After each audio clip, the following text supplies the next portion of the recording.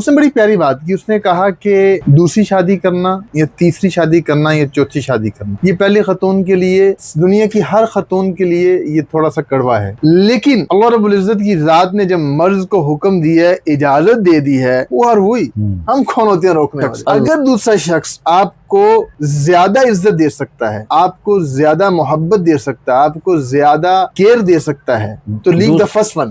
लेकिन वो कहती थी मैं चैलेंज कर सकती हूँ, प्रोफेसर थी वो, गायनेकोलॉजिस्ट सर्जन थी, मैं साइंटिफिकली प्रूव करूंगी कि अर्ली स्टेज प्रेगनेंसी जो है, अर्ली स्टेज जो शादी है, वो बिल्कुल 100% सेव है। और हमारे पास एक लेप्रोस्कोपिक गायनेकोलॉजिस्ट सर्जन आई थी, टर्किश, बेसिकली ही वाज अरब। तो वो अफगानिस्तान में कोई प्रोजेक्ट था, तो उस प्रोजेक्ट के लिए आई थी। ही वाज 60 इयर्स ओल्ड, वो 60 साल बूढ़ी खातून थी। अच्छा, माशाल्लाह। तो उस वक्त मेरा दूसरी शादी का महल चल रहा था, अभी मतलब मेरी अल्लाह से मांग भी रहा था। और वो मेरे साथ एक हफ्ता रही यहाँ पे गुलबर्ग में ना, होटल में रहती थी। तो वो कुछ शॉपिंग, कुछ इंस्ट्रूमेंट्स खरीदने आई थी, तो कुछ मेरे पास से मैंने दिए, कुछ उनको कहीं सियालकोट से कहीं और से लेने। तो 5-6 दिन ना उनको मैं गाड़ी पे ले जाता रहा। तो मैंने उनसे 2 सवाल किए। मैंने कहा, उसने एक बड़ी प्यारी बात की। मैंने कहा मैं करना चाह रहा हूँ, व्हाट्स योर ओपिनियन? उनसे मैंने डिस्कस किया, अरब लेडी। उसने बड़ी प्यारी बात की। उसने कहा कि दूसरी शादी करना या तीसरी शादी करना या चौथी शादी करना, ये पहली खतून के लिए, दुनिया की हर खतून के लिए ये थोड़ा सा कड़वा है, करवाहट होती है। जो पहली बीवी होती है उसकी, जो पहली बीवी होती है या दूसरी होती है, उसकी करवाहट होती है।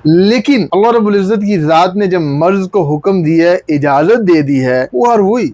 हम कौन होते हैं रोकने वाले? अल्लाह अकबर। फिर उसने एक और बात ऐड की, ये बात की ना, मैंने अपनी बेटियों को ये कहा कि when you want to get marry, तो आपके पास 2 ऑप्शन हो। एक ऑप्शन हो आपके डैड से, you going to a first wife, अब पहली बीवी बनने जा रही है ऐसे शख्स की, और दूसरी बीवी बनने जा रही है किसी दूसरे शख्स। अगर दूसरा शख्स आपको ज्यादा इज्जत दे सकता है, आपको ज्यादा मोहब्बत दे सकता है, आपको ज्यादा केयर दे सकता है, तो लीव द फर्स्ट वन। अच्छा, बजाय इसके कि जिसके आपने पहली बीवी बनना है और आपको जलील भी करे, औरत की इज्जत भी करना नहीं जानता, किसी की बेटी को रुलाएगा, किसी को परेशान करेगा, उसकी हकूक अदा करना नहीं जानता, तो इससे बेहतर है कि तुम उसकी बीवी बन जाओ जो तुम्हें इज्जत भी दे सकता है, तुम्हें मोहब्बत भी दे सकता है, तुम्हारी हिफाजत भी कर सकता है। ये उसके अल्फाज थे। कहते मैंने अपनी बेटियों को ये हिदायत दी कि जहां भी शादी करो, अल्लाह ने तुम्हें हक दिया है, जहां आपको सूटेबल लगे वहां करना, लेकिन अगर आपको ऐसा शख्स जो आपको ज्यादा मोहब्बत दे सकता है, ज्यादा केयर दे सकता है, जो औरत को इज्जत देना जानता है, औरत के मुकाम को जानता है, वो आपकी दूसरी बीवी बनना बेहतर है, बजाय इसके कि जिसकी आप पहली बीवी और आपको जिंदगी भर रुलाए वो। बिल्कुल ठीक, माशाल्लाह। ये बात जो है ना, हमें इस बात को माशरे में लेके रवाज को आम करें। और